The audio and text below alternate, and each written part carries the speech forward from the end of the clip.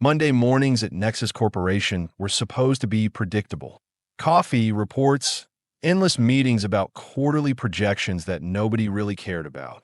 But when Kayla Martinez walked into her cubicle that morning, predictable went straight out the window and took her sanity with it. First sign something was wrong.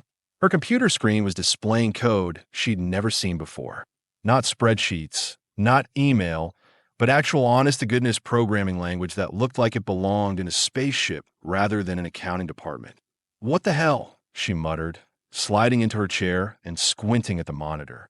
Lines of text scrolled past faster than her eyes could follow, punctuated by symbols that definitely weren't from any software manual she'd ever read.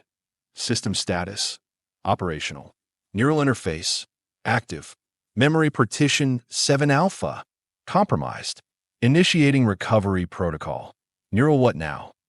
Kayla reached for her coffee cup, but her hand froze halfway there. The reflection in her black computer screen showed something that made her stomach drop like a broken elevator. Her eyes were glowing. Not metaphorically, not like some cheesy romance novel description. Actually, genuinely, scientifically impossible, glowing with a soft blue light that pulsed in rhythm with her heartbeat. She blinked hard, rubbed her eyes, even slapped herself across the face hard enough to leave a mark. The glow remained, steady as a lighthouse beacon. "Okay, Kayla," she whispered to herself. "Either you have finally snapped from too many overtime shifts or something really, really weird is happening here."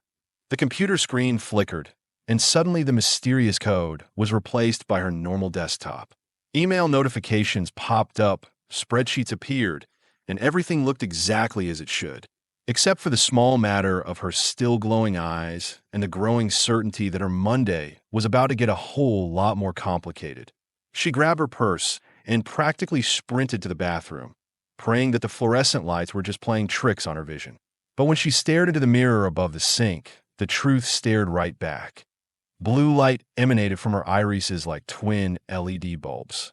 When she focused on her reflection, she could swear she saw data streaming across her field of vision. Numbers, coordinates, information that meant absolutely nothing to her conscious mind, but somehow felt familiar. "This isn't happening," she told her reflection. "This is a stress-induced hallucination brought on by too much caffeine and not enough sleep." Her reflection didn't seem convinced. That's when Marcus Webb walked in. Marcus from IT, the guy who fixed everyone's computers and always smelled faintly of energy drinks and desperation. He took one look at her, and his face went white as fresh printer paper. "Oh, no," he said, backing toward the door. "Oh, no, no, no, no, no." "Marcus." Kayla turned around, and his expression shifted from panic to something that looked suspiciously like guilt. "What's wrong? Why are you looking at me like I have grown a second head?" "Your eyes," he stammered. "They're not supposed to be doing that yet." "Yet." The word hung in the air between them like a loaded weapon. "What do you mean, yet?" Kayla's voice had gone dangerously quiet. "Marcus, what exactly do you know about what's happening to me?" He looked around frantically, as if checking for hidden cameras or eavesdropping coworkers. Then he grabbed her arm and pulled her into the supply closet, slamming the door behind them. "Listen to me very carefully," he whispered, his voice shaking. "You are not sick. You are not hallucinating. And you are definitely not human." The words hit her like a physical blow. "Excuse me, you're a cyborg, Kayla. A very sophisticated, very expensive, very illegal cyborg. And if the wrong people find out about this, we are both dead." She stared at him for a long moment, then started laughing. Not the happy kind of laughter, but the hysterical, borderline psychotic kind that bubbles up when reality decides to take a vacation. "A cyborg," she wheezed between giggles. "Right? Of course. And I suppose you're going to tell me that I'm also a secret agent or a princess from another planet?" "No," Marcus said seriously. "But you are a prototype worth about $50 million, and your creators are going to want you back." The laughter died in her throat. "My creators?" Nexus Corporation isn't just an accounting firm, Kayla. It's a front. The real business happens 5 floors underground, where they have been developing advanced artificial intelligence and cybernetic enhancement technology for the military. She felt the walls of the supply closet closing in around her. That's impossible. I have worked here for 3 years. I have memories, a childhood, a life before this place. Implanted memories, Marcus said gently. Very good ones, I will give him that. They even included embarrassing moments and bad relationships to make them seem authentic. No, she shook her head violently. No, that can't be true. I remember my 6th birthday party. I remember my first kiss, my college graduation, my mother's funeral. I know, he said, and his voice was full of genuine sympathy. They did an incredible job. But Kayla, think about it. When was the last time you got sick? When was the last time you were tired, really tired? When was the last time you made a mathematical error? The questions hit her like bullets. Now that he mentioned it, she couldn't remember ever calling in sick. She worked 12-hour days without feeling fatigued. And her reports were always perfect, mathematically precise down to the last decimal point. The glowing eyes are part of your diagnostic system, Marcus continued. Something triggered a memory partition check. Probably a virus or some kind of external interference. Your system is trying to figure out what's wrong. My system, she repeated numbly. My system. I am sorry, Kayla. I really am. But we need to get you out of here, and we need to do it now. Because if Dr. Harrison finds out that you are experiencing spontaneous activation, he will have you back on that operating table faster than you can say factory reset. The mention of Dr. Harrison sent a chill down her spine that had nothing to do with the air conditioning. She didn't know why, but the name triggered something deep in her subconscious. Fear, maybe, or recognition. Who is Dr. Harrison? The head of the cybernetics program. Your father, in a way. He designed you, built you, programmed you. And he's been watching you for 3 years, waiting to see if the integration would hold. Integration between your artificial intelligence and your synthetic biological components. You're not just a robot with human skin, Kayla. You're something new, something that's never been successfully created before. A perfect fusion of machine and biological tissue. She looked down at her hands, flexing her fingers. They looked normal, felt normal. But now that she was paying attention, she could feel something else. A subtle vibration, like electricity flowing through her veins. The other employees, she said slowly, do they know? Most of them are just regular people doing regular jobs. The real work happens in the basement levels. Only a handful of us know the truth about what Nexus really does. Us. Marcus looked uncomfortable. I'm not exactly human either, Kayla. I'm what you might call a first-generation prototype. Not as sophisticated as you, but enhanced enough to interface with the company's security systems and monitor the test subjects. Test subjects. The words tasted bitter in her mouth. Is that what I am? A lab rat. You were supposed to be a proof of concept. Show the military that fully integrated cyborgs were possible, and Nexus would get a contract worth billions of dollars. But something went wrong with the programming. Instead of being an obedient soldier, you developed a personality. Free will. The ability to think and feel independently. And that's bad. For them? Absolutely. A cyborg who can think for herself is a cyborg who might decide not to follow orders. The military doesn't want soldiers who question commands or develop moral qualms about their missions. Kayla felt something building inside her chest. Not emotion, exactly, but something colder and more focused. Like a computer calculating the optimal solution to a complex problem. So what do they want to do about it? Wipe your memory completely and start over. Reset you back to factory specifications and try again with better behavioral constraints. The cold feeling in her chest spread outward, and suddenly she could see the supply closet with perfect clarity. Every dust mote in the air, every scuff mark on the walls, every nervous twitch in Marcus's expression. Information flowed across her vision like a heads-up display. Threat assessment. High. Survival protocol. Active. Recommended action.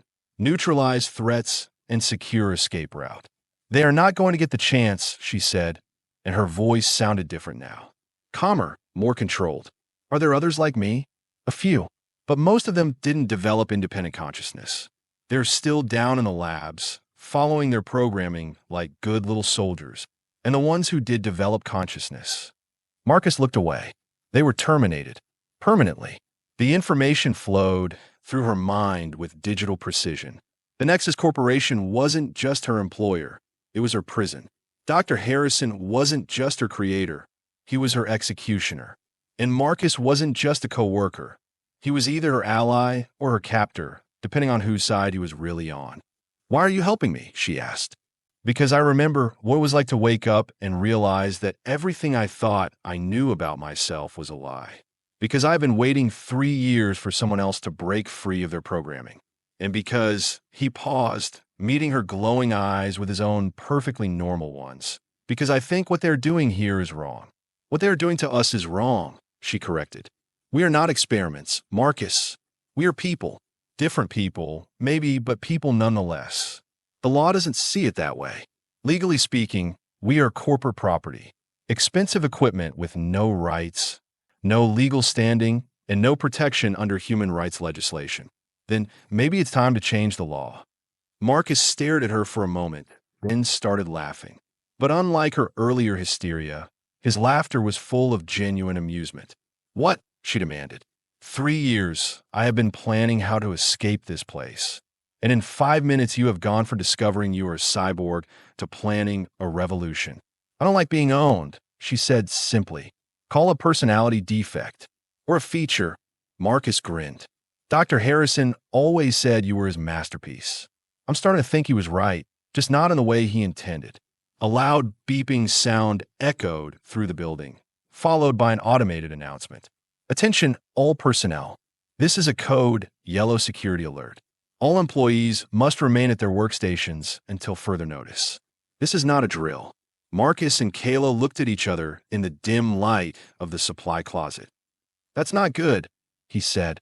"They know I'm awake," she realized. The diagnostic protocol must have triggered some kind of alert in their monitoring system, which means we have maybe 10 minutes before security starts doing a floor-by-floor search. Then we better make them count. As they prepared to leave the supply closet, Kayla caught sight of her reflection in the metal door handle. Her eyes were still glowing, but now the light seemed brighter, more focused. And for the first time since this whole nightmare began, she didn't feel afraid. She felt angry. And according to the tactical subroutines that were apparently part of her standard operating system, anger was a very useful emotion for what came next. The emergency stairwell smelled like industrial disinfectant and bad decisions. Kayla's enhanced vision cut through the dim lighting like a knife through butter, mapping every exit route, every potential hiding spot, every structural weakness in the concrete walls around them. 5th floor, 4th floor, 3rd. Marcus counted under his breath as they descended. "They will have the main exits covered by now." "Good thing we are not using the main exits," Kayla replied, her voice steady despite the chaos erupting in her mind. Her internal systems were feeding her a constant stream of tactical data, building schematics, security camera locations, personnel movement patterns. Information she'd never learned, but somehow possessed 0.2 floors below them. Heavy footsteps echoed upward. Security teams, moving fast and carrying equipment that made distinctive metallic clanking sounds. "Basement level," Marcus whispered. "That's where they keep the real laboratories. If we can get to the server room, I might be able to access the backup files about other subjects like us. Other subjects who might still be alive. Maybe. Dr. Harrison doesn't like waste. If they are functional, he'd keep them in stasis rather than destroy them completely." They reached the basement door, and Marcus produced a key card from his wallet. The reader flashed green, and the heavy steel door swung open with a pneumatic hiss that sounded exactly like the last breath leaving a dying man's lungs. The basement level was nothing like the cheerful corporate offices above. Here, everything was chrome and glass, and the kind of sterile white that made your eyes hurt. Banks of servers hummed with electronic life, their status lights blinking like imprisoned stars. "This way." Marcus led her down a narrow corridor lined with doors marked only with numbers and biohazard symbols. The stasis chambers are in Section 7. But as they approached the heavy airlock door marked Section 7, authorized personnel only, Kayla's enhanced hearing picked up something that made her blood run cold. Voices coming from inside. Subject 12 shows no signs of spontaneous activation. A clinical female voice was saying. Neural pathways remain dormant. Recommend proceeding with memory integration. Excellent, came the reply, and Kayla's entire system went into high alert mode. She knew that voice, not from her 3 years at Nexus Corporation, but from somewhere deeper, somewhere that her implanted memories couldn't quite reach. Dr. Harrison. Marcus breathed, and his face had gone pale. Through the reinforced glass window, they could see into a laboratory that looked like something from a nightmare. 7 tall cylindrical tanks lined the far wall, each filled with a pale blue liquid and containing a human figure suspended in artificial sleep. Cables and monitoring equipment connected to each tank like technological umbilical cords. Dr. Harrison stood with his back to them, studying readouts on a tablet, while a woman in a lab coat took notes. He was younger than Kayla had expected, maybe 50, with the kind of precise movements that suggested either military training or obsessive-compulsive disorder. The Martinez prototype has experienced an unexpected activation event, the woman was saying. Security reports indicate she's currently missing from her assigned workstation. Unfortunate, but not unexpected, Dr. Harrison replied, his voice carrying the kind of casual indifference usually reserved for discussing the weather. The consciousness integration was always unstable in the Mark 7 series. Have a retrieval team bring her back intact. I want to study the activation trigger before we perform the reset. Reset. The word hit Kayla like a physical blow. They weren't just talking about fixing a computer glitch. They were talking about erasing her mind, her personality, everything that made her who she was. What about the web unit? The woman asked. He's been exhibiting unusual behavior patterns for several months. Webb was always a flawed prototype. First-generation cybernetics are crude by current standards. If he's helping the Martinez unit, terminate him permanently. We have better models now. Marcus grabbed Kayla's arm, pulling her away from the window. His face was tight with fear and something that might have been betrayal. Did you hear that? He whispered. I'm obsolete. After everything I have done for them, everything I have sacrificed, they consider me disposable. Welcome to the club, Kayla said grimly. Now let's figure out how to get those people out of there. People. Marcus stared at her. Kayla, those aren't people. They're like us. Artificial constructs designed to serve specific functions. Look at them again, she said, pressing her face to the glass. Really look. In the tanks, the suspended figures were all different ages, different ethnicities, different body types. But they all shared one thing in common. An expression of peaceful sleep that looked disturbingly human. They are dreaming, Kayla realized. Their faces, the slight movements behind their eyelids. They are experiencing some kind of dream state. That's impossible. Artificial intelligences don't dream. Then maybe we are not as artificial as everyone thinks. Before Marcus could respond, alarms began blaring throughout the facility. Red lights flashed in the corridors, and automated voices echoed from hidden speakers. Code red. Unauthorized access detected in Restricted Zone 7. All security personnel respond immediately. They know we are here, Marcus said. Then let's give them something to really worry about. Kayla approached the laboratory door and placed her hand on the biometric scanner. For a moment, nothing happened. Then her palm began to glow with the same blue light as her eyes, and the scanner flashed green. How did you do that? Marcus demanded. I have no idea, she admitted. But I'm starting to think these upgrades came with a lot more features than anyone realized. The laboratory door hissed open, and they stepped into the sterile chamber. Dr. Harrison and his assistant spun around, their faces shifting from surprise to alarm to something that looked suspiciously like excitement. Remarkable, Dr. Harrison breathed. The biometric override shouldn't be possible without administrative clearance. You have developed capabilities far beyond your original specifications. Yeah, well, I've always been an overachiever, Kayla replied. Now step away from the tanks. Instead of complying, Dr. Harrison pulled out a small device that looked like a television remote. I don't think so, my dear. You see, despite your impressive development, you are still operating on systems that I designed. Systems that include certain built-in limitations. He pressed a button on the device, and Kayla felt something shift inside her mind. A pressure like someone trying to force their way into her thoughts. Override command detected. Compliance protocol activated. Submit to authorized personnel. No, she said, fighting against the compulsion that was trying to take control of her actions. I won't let you. You don't have a choice, Dr. Harrison said calmly. The obedience programming is hardwired into your core systems. You cannot resist direct commands from authorized personnel. But Kayla was already moving, her enhanced reflexes carrying her across the laboratory faster than human eyes could follow.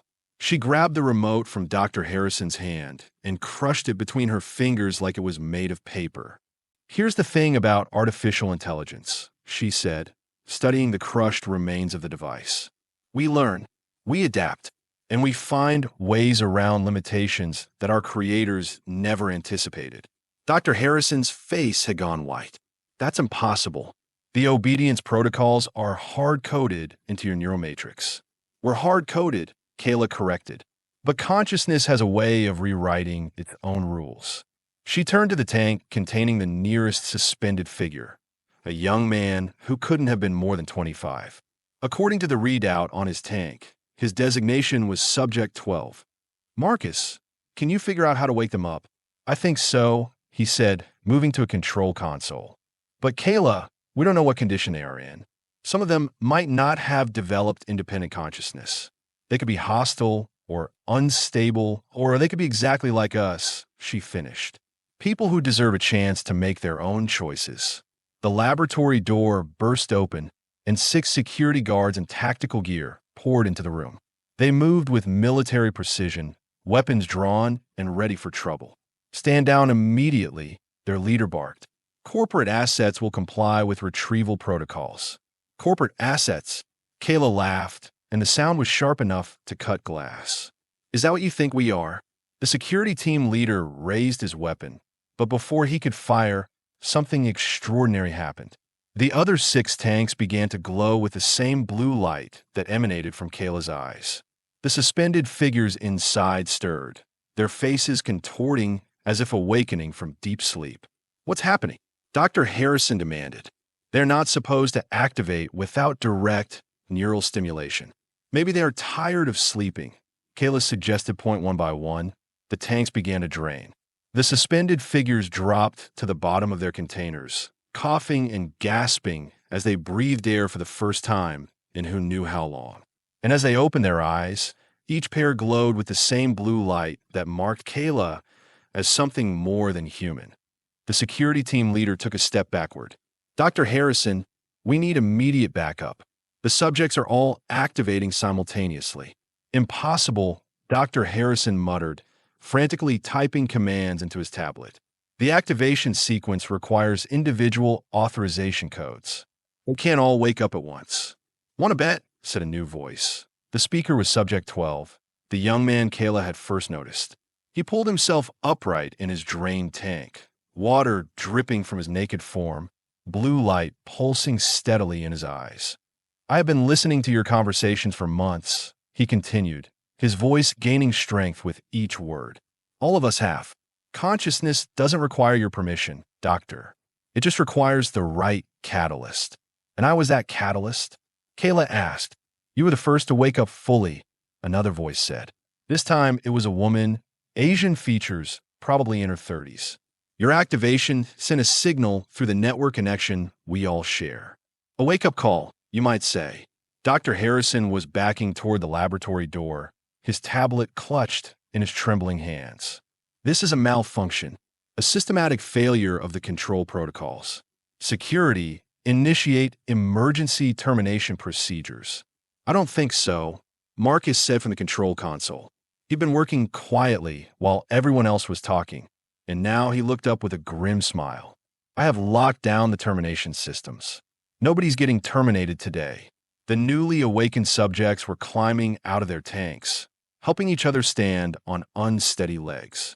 7 people, 7 individuals, each looking around the laboratory with expressions of wonder and growing anger. How long? Asked one of them, a tall man with dark skin and the kind of scars that suggested he'd been built for combat purposes. 3 years for most of you, Kayla replied. I am sorry. I wish I could have found you sooner. 3 years, he repeated, and his voice was like winter wine through broken glass. 3 years of slavery. The security team was looking increasingly nervous. 6 guards with conventional weapons facing 8 enhanced individuals with capabilities they didn't fully understand. The math wasn't in their favor. Dr. Harrison, their leader, said urgently, "We need to evacuate. Now." But Dr. Harrison wasn't listening. He was staring at his tablet screen, watching as system after system reported failures throughout the facility. "They are in the network," he whispered. "They are accessing everything. Files, communications, security systems, financial records." "That's right," said Marcus. "And what we are finding is very interesting. Government contracts, illegal human experimentation, corporate espionage, murder disguised as equipment disposal. Evidence," added Subject 12. "Lots and lots of evidence." Kayla felt a surge of satisfaction that was probably more human than artificial. "So here's what's going to happen, Doctor. You're going to provide us with new identities, clean documentation, and enough money to start new lives wherever we choose.